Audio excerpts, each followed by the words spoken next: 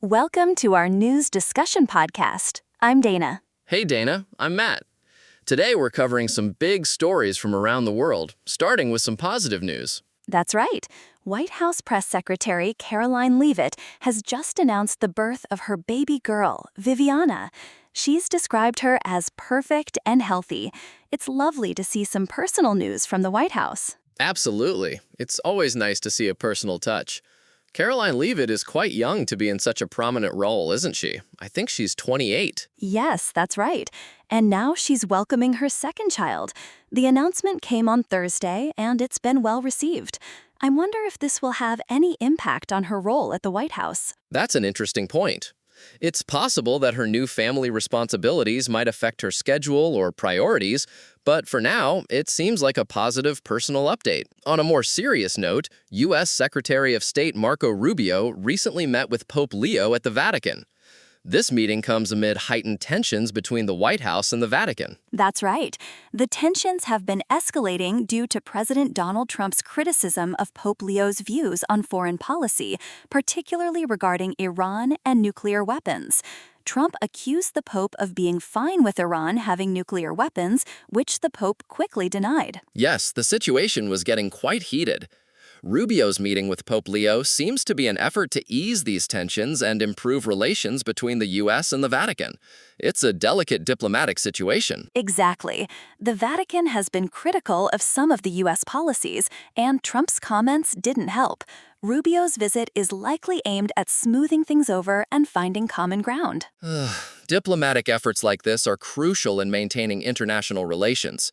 It's not just about the current issue, but also about building trust for the future. Shifting gears a bit, there's been significant political news from India.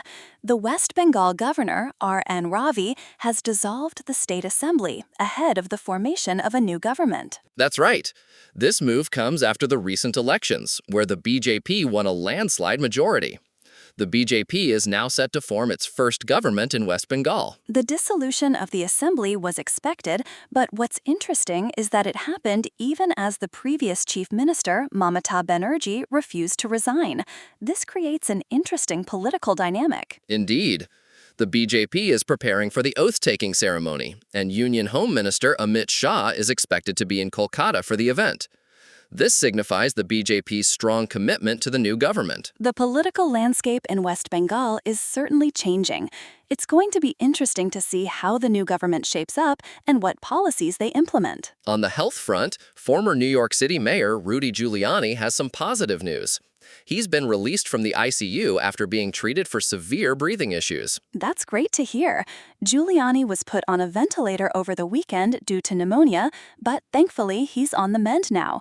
His spokesperson mentioned that he'll remain in the hospital for some time. Yes, it's a relief that he's out of the ICU. The outpouring of support for him has been significant, which is nice to see. Now on to some international news that's a bit more concerning. Russia's defense ministry reported that their air defenses shot down 347 Ukrainian drones overnight. This comes after Moscow rejected Kyiv's ceasefire offer. That's alarming. The attack appears to be a significant escalation in the conflict between Russia and Ukraine. The timing is also sensitive due to Russia's upcoming Victory Day celebrations. Yes, the situation is tense. The ceasefire offer was spurned by Moscow, and now this major drone attack has occurred. It's a dangerous escalation that could lead to further conflict. The international community will be watching this closely. Any further escalation could have serious implications for global security. It's a situation that requires careful diplomatic handling. As we wrap up today's discussion, it's clear that there's a mix of personal, political, and international news making headlines. From Caroline Leavitt's new baby to the tensions between the U.S. and the Vatican and the ongoing conflicts in various parts of the world, there's a lot to keep an eye on. Absolutely. It's been a pleasure discussing these stories with you, Dana. Until next time, goodbye. See you later, Matt. That's all for today's podcast.